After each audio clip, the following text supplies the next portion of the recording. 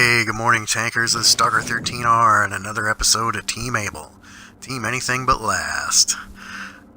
Today we're going to take a look at the T32. I'm not going to go in real depth about all of the stats about this tank.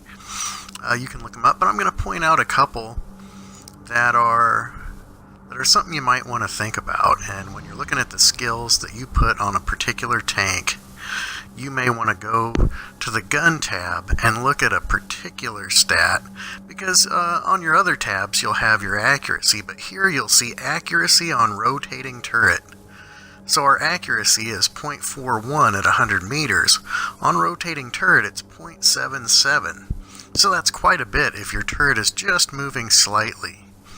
Now, comparative tank to tank, this stat is actually not that bad. I don't, however, feel that I've really achieved that level of performance from my experience in this vehicle as a gameplay. And that max depression at 10 degrees, I've got other vehicles with 10 degrees of depression, and it doesn't feel like this tank is doing that. Now, am I going into a conspiracy theory and saying that Wargaming or Microsoft, whoever is truly in control of the console here, is out to get us, or they have secret stats somewhere? No. I'm just saying that in my experience, this tank hasn't really lived up to what I feel the stats say it should be. And you can go through, the different ammunition here and see what all of their different ratings are. But the real thing in there is, what accuracy decrease do you get in rotating turret? And that's something that can be a great variance. And like I say, that stat, even though it was almost double the stationary turret stat, it is not bad. Some tanks are far worse than that. And that'll let you know what your tank's expected decrease in performance is going to be when you're tracking a moving target across that field, which, depending on your playstyle in the game, can be 1 in 3 or 2 in 3 shots where you're doing that, tracking that moving target. So a skill like a snapshot on your crew might be critical on some of the tanks that really suffer when that turret is rotating. So we're going to hop in this tank, and I'm going to be honest with you. The reason I'm showcasing this tank today is, on the channel we try to improve how you feel about the game. We try to improve your enjoyment from the game and look at some ways that you can just get more benefit from the time that you actually play. And the T32, honestly, at one point I rage sold this vehicle because, the gun trolled you all the time. It's difficult to hide that hull. It has low vehicle speed. So you can see in today's game we were top tier and we managed to come out on top. But that really isn't the typical performance that I've been able to get out of this vehicle. Now, it was my first tier 8, and maybe you've had problem with your first tier 8 vehicle as well.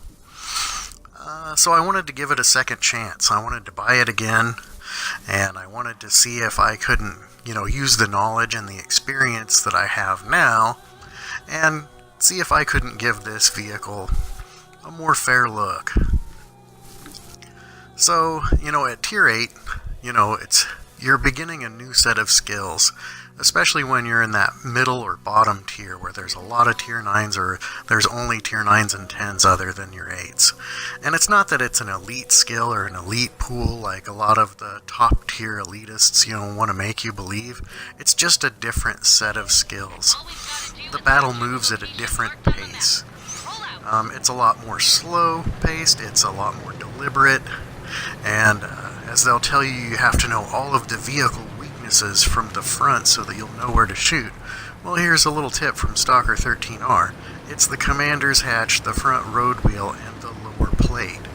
So instead of just shooting the vehicle, or, try to shoot high and hit the turret, or try to shoot low and hit the body, you're wanting to get a shot into the commander's hatch, the front road wheel, or the lower plate. Generally, just above the tracks on the side is going to be a good spot for some of those vehicles that have decent side armor. And then, that's most things that are Russian. So there you go. Now you're an expert on vehicle weaknesses. So today we're going to move out in the T32. We're top tier, so we want to make sure that we get our gun in the game and that we're aggressive. But, we have a large body on this tank. It's hard to get down, so I don't want to go over the ridge like they do. I'm going to come over here where I have this little finger sticking out, so I can have my body down and my turret up. So I'm trying to look around the corner, and here comes a guy, and he hits the edge of the map. You can see that dotted line there. And he actually hit it and skidded along it, and I pinned him in place there, so we made short work of their spotter.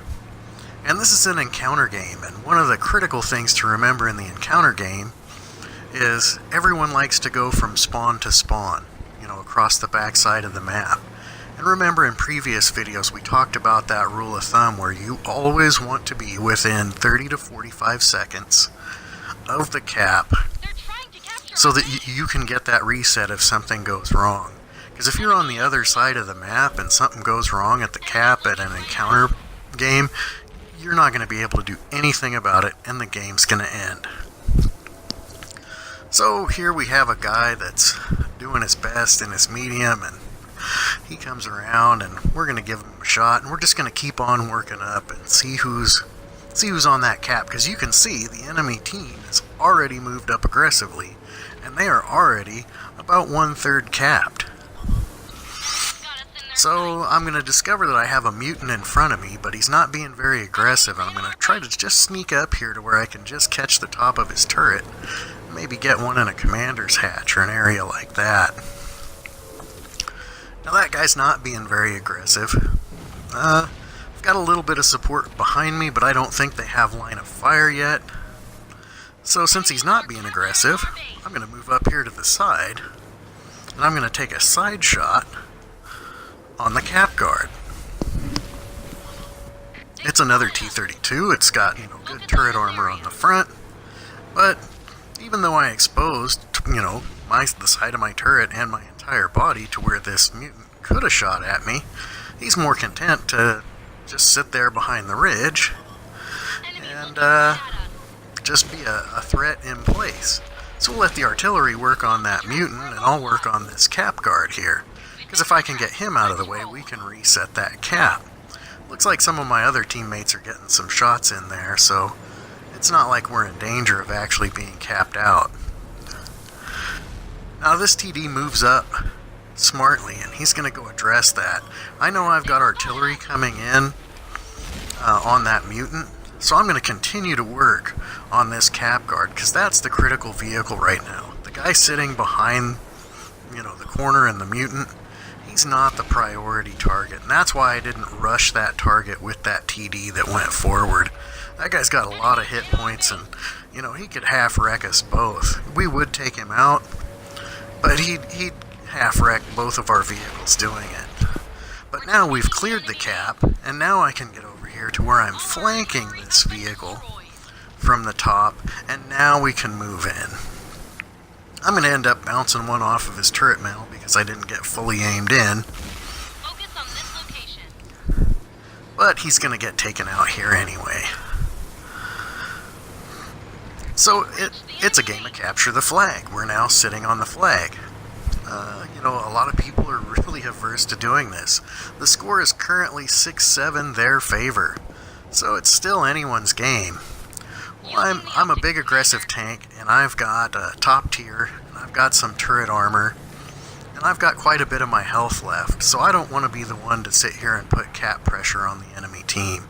So I'm just going to give a second for some of my teammates to come and look. There's a 3601 with, 20 health left and a light tank.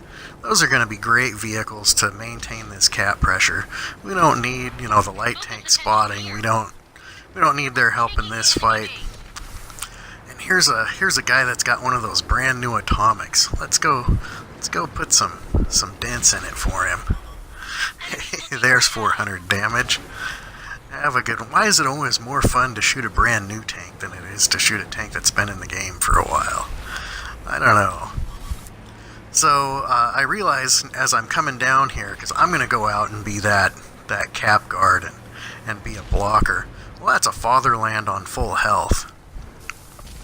And I know, I risk a lot of chance of bouncing off of this person's front armor. And there's a heavy tank behind me, so I'm going to hope that we can pinch him in here. And now if you look at that cap, we're 2/3 capped. So the score is 10-10. And, we're getting some shots on this fatherland, but he's pushing aggressively towards the cap. And I get tracked, and I've already used my repair kit. So this is going to cost me critical time, and that fatherland's moving towards the base. I'm not wholly convinced that if we got in the fight with fatherland and that KV-4 back there, that we would be reasonably assured of pulling that out. So I'm going to go ahead and take a chance and take a little damage there, just to make that force play and push on that fatherland. And look at that, we capped out and won the game.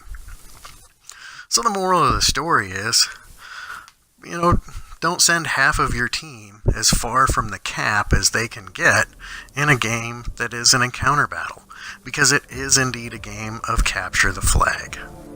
So was that great play? Was that phenomenal performance? Not really. But it's a way to show that you can work with your team and you can eliminate some of those targets, and you can capture the base and put a win on the board when the game was, tied up, and that's 10-10, hey, you're definitely in mid to late game there. So, here's some of the basic gun stats, and you'll see that you can see some of the basic information. But again, that what does it do while the vehicle's moving? What does it do while the turret is rotating? That's important information. Tiers 8 through 10 is really where swapping your experienced crews from vehicle to vehicle would benefit you. I really feel that, in tiers 5 to 7, you can get away with using whatever crew that you want to use. But in tiers 8 through 10, the vehicles really seem to benefit and don't fully perform to their potential unless you're using an experienced, fleshed out crew. Now, Stalker 13R has already told you, it's something that I don't do at this time. But, if you really want to make the most of your tier 8 to tier 10 experience, you're going to need to take a look at doing that. Now, it varies on how it works with whether or not the vehicle that they're moving into or out of is a gold tank, is one of your premium vehicles. And the Beard guys touched on it, I think, in his What to Spend Gold On video. There might have been a separate crew video on that. Other than that, you're just going to have to kind of work with it and figure it out, because it's not something that I have a lot of experience in. So if you know of a video that really spells that out, leave it in the comments, and we'll get it up here on the channel, and that way everybody will know exactly the ins and outs of how that works.